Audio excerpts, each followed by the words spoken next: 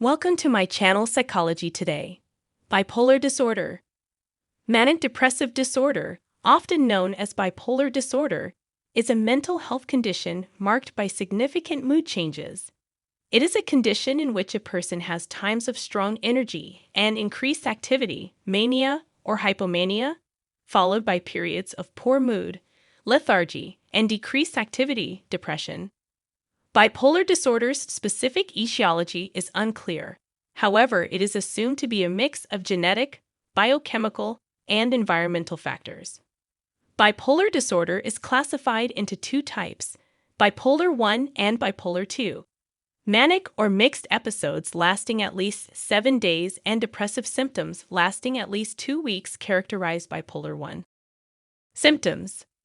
There are several forms of bipolar disorder and associated conditions. Mania or hypomania, as well as depression, may be present. Symptoms can cause abrupt changes in mood and behavior, causing severe distress and trouble in daily living. Other kinds. These include bipolar and similar diseases caused by drugs or alcohol, as well as physical conditions such as Cushing's disease, multiple sclerosis, or stroke. Bipolar II disorder is a distinct diagnosis, not a lesser variant of bipolar I condition.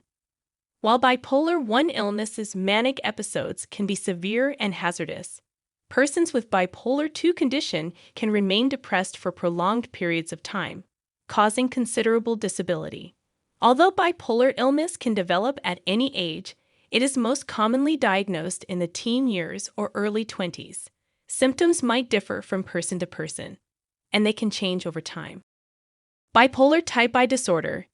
You've experienced at least one manic episode, which may or may not have been preceded or followed by hypomanic or significant depressive bouts. Mania can cause a break from reality in certain people, psychosis. Bipolar II disorder. You've experienced at least one severe depressive episode and one hypomanic episode, but no manic episodes. Cyclothymic syndrome. You've experienced at least 2 years of many times of hypomania symptoms and periods of depressed symptoms, or 1 year in adolescence and teens, though less severe than major depression. Hypomania and mania. Mania and hypomania are two separate types of episodes with similar characteristics. Mania is more severe than hypomania and creates more obvious issues at job, school, and social activities, as well as relationship problems. Mania can sometimes cause a loss of consciousness, psychosis, and necessitate hospitalization. A manic or hypomanic episode comprises 3 or more of the following symptoms: exaggerated sense of well-being and self-confidence, euphoria, decreased need for sleep, unusual talkativeness, racing thoughts, distractibility, poor decision-making, for example, going on shopping sprees, taking sexual risks, or making unwise investments. A major depressive episode has occurred. A major depressive episode is defined by symptoms that are severe enough to interfere with daily activities, such as job, school, social activities, or relationships.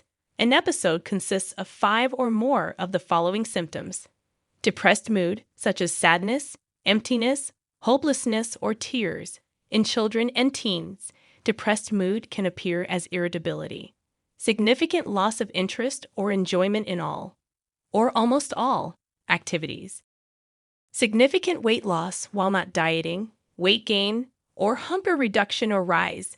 In children, failure to gain weight as expected can be a sign of depression. Insomnia or excessive sleeping, restlessness or sluggish behavior, fatigue or lack of energy, feelings of worthlessness or excessive or inappropriate guilt, suicidal ideation, planning, or attempt. A full assessment by a mental health expert, including a review of symptoms and medical history, as well as a physical examination and laboratory testing to rule out other potential causes, is often used to diagnose bipolar disorder. Bipolar disorder is normally treated with a mix of medication and treatment. To assist control the symptoms of depression and mania, antidepressant and mood-stabilizing drugs are frequently administered. Psychotherapy, such as cognitive behavioral therapy, CBT, or family-focused therapy, can also be helpful in managing symptoms and improving overall quality of life.